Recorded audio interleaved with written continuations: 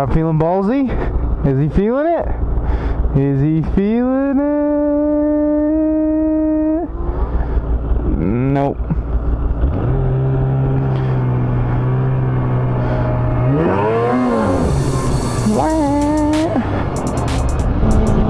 Woo! It's weird, these clear goggles get like misty. It's not even misty. I don't really know what it is. I just wiped them off and they were good. Now, literally in the 2 seconds I've gone, they're definitely not fogged up, but they like get dirty. Maybe it's just the tinted goggles. You can't see when they're dirty, whereas this is like instant because they're clear. Who knows? Questionable. A bit questionable as well.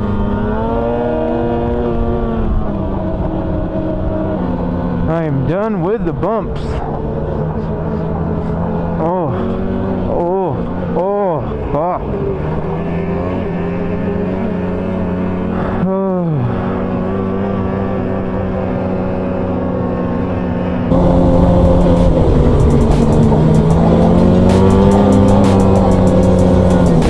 Thank the Lord, that sucked so bad towards the end.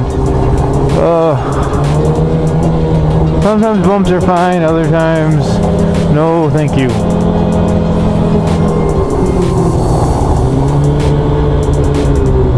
I feel bad I left my dad behind a bit, but man, no thanks. Oh. Yeah, that was good. That was good.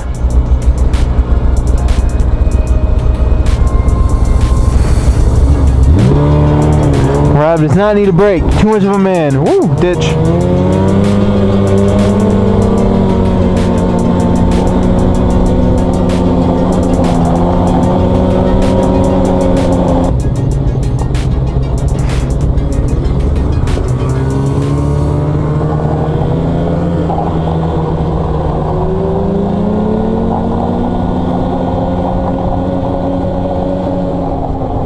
That's where there's a little FX mat trail that goes from behind Kirsty's and leads over to here.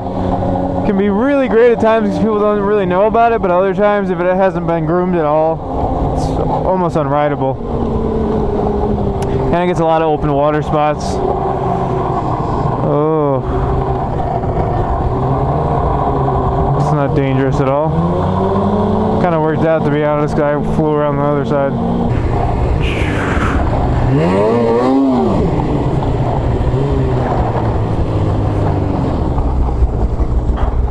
Wimp.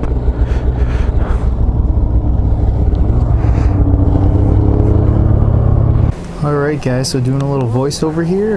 The 2018 skidoos have come out, and figured I'd talk about them. As everybody knows, I was a skidoo guy for a long time before I got the Assault, and still follow them pretty closely, still respect the brand a lot, and with them being the first ones to release our 2018s, I thought we would do a little talk about what's new for this year and anything cool and up and coming we can plan to see on the trails next year. So the first thing that Skidoo came out with that is probably the biggest piece of actual innovation that they had this year was the shot start. It's a pretty interesting new starting system for the sleds. It's like a batteryless electric start. I guess the way it works is there's an electrode that after you pull start the sled once can hold a charge for up to half an hour, and it's good for 1 to 2 pull starts. Apparently the way it works is once you start the sled, it has to warm up for 2 minutes depending on temperature. I guess the warmer it is, the less time it has to actually run. And then you are able to shut the sled off, and you just hit a button and the sled starts right up. It's interesting because there's no starter gear or anything like that, so there's no like metal on metal grinding sound that you get like when you normally start an electric start sled. It's just boom, the engine turns on. So it's a pretty sweet feature. It's something that, I mean, if offered the next time I plan to get a sled, I could see myself getting it, because I always, although I thought electric start was cool, the weight penalty just I couldn't. Alright, headed back for the lake again. Thank the Lord, because man, those trails were getting a wee bit bumpy for Not that old Bobo. The next biggest thing I would say is the fact that the 850 made its way to way more models this year. I'm going to focus mostly on the XRS and the Freeride because those were the two sleds that if they had existed last year, they would have definitely gotten my attention when I was ordering a new sled. So first up, I want to talk about the Freeride because it's probably the most similar to my Assault. They have a 137 option, a 146, 154, and a 165. The rear suspension options, the 137 still comes with the R motion as it has all the past years, kind of making it a longer XRS. They have the narrower front end than the true mountain sleds. I think it's the 38-inch wide front. It's funny, back in the day we rode this lake on jet skis. It's just weird to think that it's such a different view now in the winter. And whereas the mountains have a 36-inch. So the 137-inch and 146-inch Freerides come with the 38-inch front end, while the 154 you have an option of either, and then the 165 is only the narrower 36-inch front end. So, you know, not too much different on the Freeride. It is in the 850 chassis now. It'll obviously have the shot start option, but kind of as to be expected. Nothing too major or too new coming from that end. So then on the other end of the spectrum, we have the XRS 850 that has now come out this year, and they obviously have that in both the Renegade and the normal short track or 129-inch rear end. So first we're going to talk about the 129.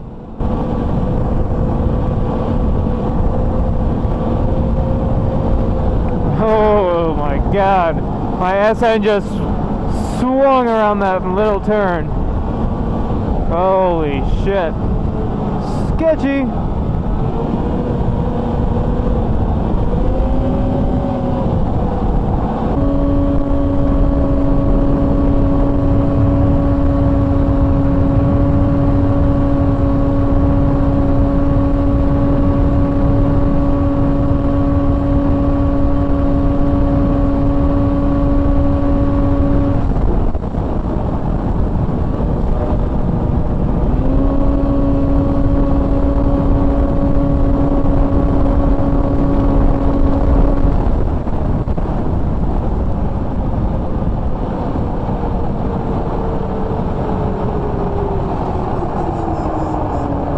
Again, so kind of just the transformation from what it had been in the XS chassis, coming over very similarly to the G4 chassis.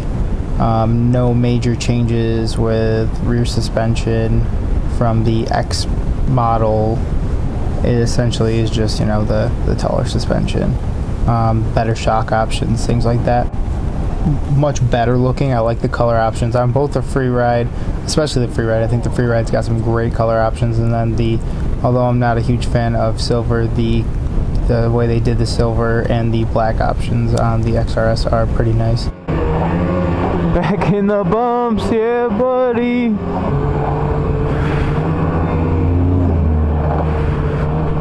Yeah, I agree. Oh, they're running two upstanding. That's awesome. Now that's thinking ahead right there. And I just like the shorter windshield more for whatever reason. I just never really felt that the X package had the right height windshield. It was just a little too tall to give it that aggressive look. It definitely gave it more of that, you know, that trail friendly look, but I guess I just like a little bit more of an aggressive look with my sleds. Oh my god. We found moguls.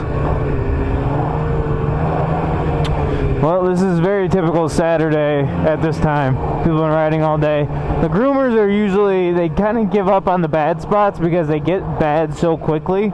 So you'll see a lot if anybody hasn't been to Forge and plans to come. Trails like Trail 5, pretty much anywhere on Trail 5 is going to be like this on a busy Saturday night. And then Trail 1 towards the end of the night will get like this. And then a lot of the outer trails they'll fix up to just give people somewhere to ride if they want to, because these are kind of almost like highways. People have to take them, so they're gonna get beat up quicker. Whereas the rest of the stuff's kind of a choice and doesn't necessarily get quite as much traffic, and it'll stay nice for a while. Or, you know, trails just be shit everywhere. I mean, that does happen sometimes. The Renegade XRS is essentially the 128 XRS, just with a longer track. Pretty cool option. Color-wise, they have like a cool green and silver color on it, and some cool graphics. But other than that, nothing too different. Oh, the legs are feeling it today, squad. The legs are feeling it today.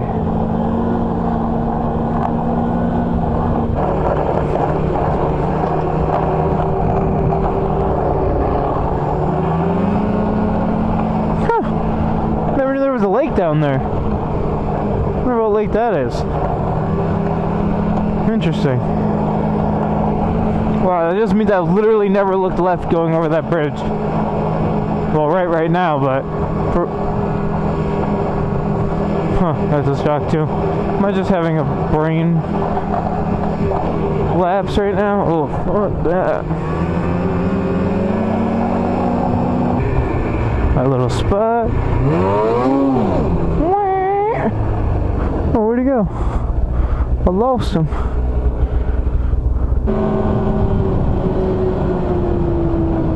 Crazy to think it's already halfway through February right now. Feels like the season just started. It's almost like we had two seasons, because we had the beginning of December, or well, the end of December into the beginning of January, then we had our thaw for 2 weeks, and then we kind of came back once February kicked up, but fast winter. Thank God for the December riding, or I would have no miles on my sled this year. It's weird because last year was a horrific year, and this year's been very like neutral at best. It's had like decent days like today, the snow's not bad, but then it warms up and we don't ever really get a ton of snow, which kind of sucks, but I can't complain. I've had a solid year, closing on 500 miles on the new sled, so I mean, that's not too bad. Still got probably a guaranteed 2 more rides, maybe 3. See what happens. I can't believe I just said that. That's insane. Wow. Big snowmobile season comes and goes so quick.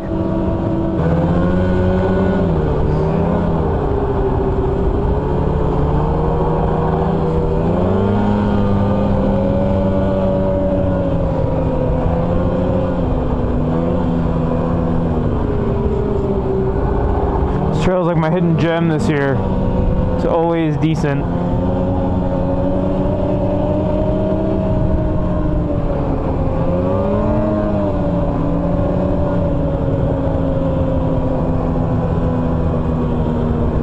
So finally, probably the most interesting thing that was also a bit of an innovation rather than just a model change from the XS to the G4 was the fact that they came out with a newer suspension called the C-Motion. This is only in the Backcountry models of the Renegade, but it's more of, it bridges the gap between the R-Motion and the T-Motion, and it's pretty interesting. It's very similar in appearance to the IGX rear suspension on the Assaults. It's almost kind of funny to see. They also put a 146-inch track on this sled with tipped-up rails to give it a little bit more trail compliance, so definitely taking a pretty direct shot right at the Assault market. But I mean, I guess that shows that the Assault is something that sells pretty well, and Skidoo wanted their share of it. It comes in 2 colors from the looks of it, at least the X package model, which is what I would have gotten. It's got that blue and green just like the Freeride had this year that I wasn't a huge fan of, but then there's a black and yellow option that's pretty good looking too, so not too bad.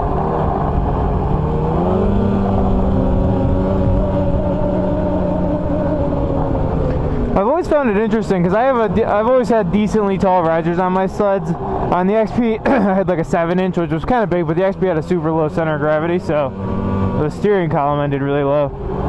But unlike the guys with XRSs, that they have the more forward steering column on them, they put like 8-inch risers on. how do you turn? I mean, if anybody's done it, it's not like a judgment thing. I'm just genuinely curious. Because, like, when I get a little left on my sled, I feel myself kind of leaning into the bars because they're pretty decently high up. I mean, they're nothing crazy. I just can't imagine if you were even more high up than that. Like, it just seems gnarly to me. If you're one of those people, throw some comments down below. Let me know what you think. I mean, obviously you like it because you have it, but do you just ride standing all the time, or is it just like it works for you?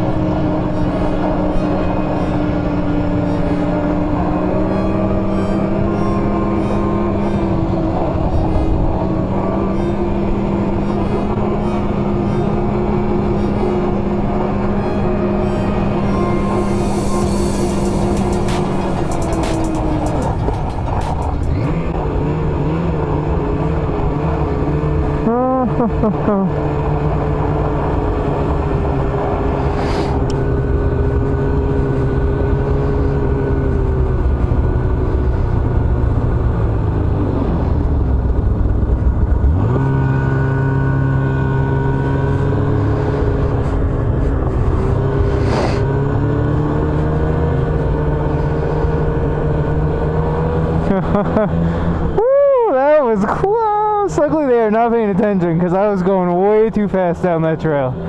Oh god, another shake it would have been amazing. It's funny because my my pass is like the same color as my sled, the Old Fort Trail pass, so you can't really tell that I have it. So she was like, do you have a pass? Oh, you do.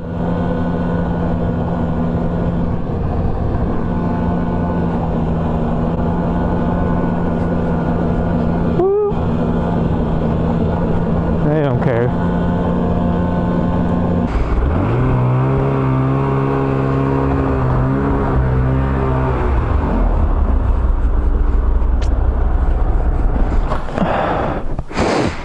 What do we do, 90 miles? How many? Yeah. Oh, nice. Yeah. Dude, that last trail, Yeah. the best of the day. Yeah. Thank God those guys cut in front of us. We hit those cops at about fucking 90. Yep.